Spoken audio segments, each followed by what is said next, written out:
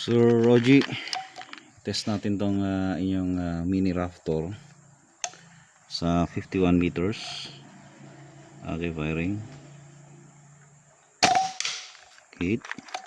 920 fps po to.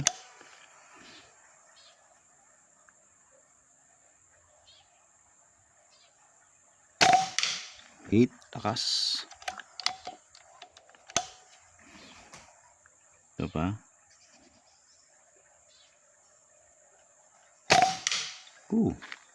Sakit.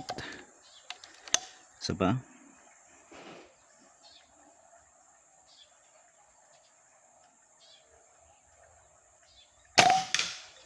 So 51 meters. Pa-command FX mo, Moran. At parinig lang natin yung FPS ng kanyang on kasi itong kon natin Sir Roji, yung ating chrono, and at least papakinggan na lang po ninyo, tutunog po siya. Okay, proceed po tayo sa 60 meters. Ayan po siya. So 3 kanina, parallax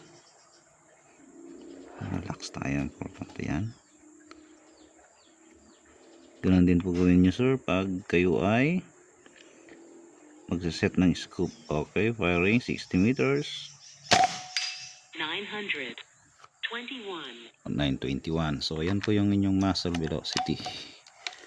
Mahangin-hangin po ngayon, pero okay lang.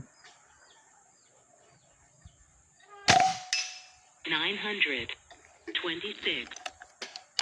So hope naririnig po nyo dyan. Yung nga malakas din. Ayan po yung flag.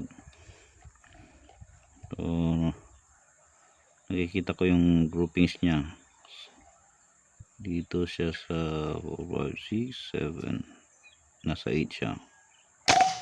926. Okay, 6, 7. Isa pa.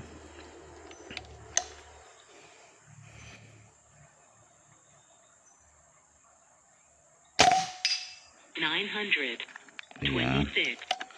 So ino-observe natin yung kanyang groupings sa 60 meters Sir Roji.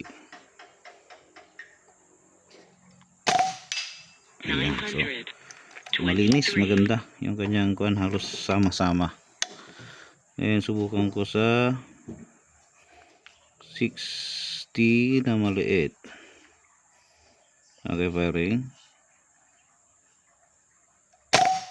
Oh, na-place din. Na-place, konti lang. Diba? Lakas ng hangin.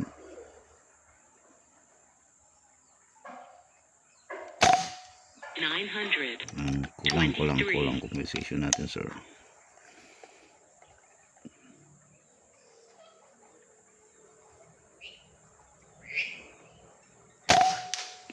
Solid.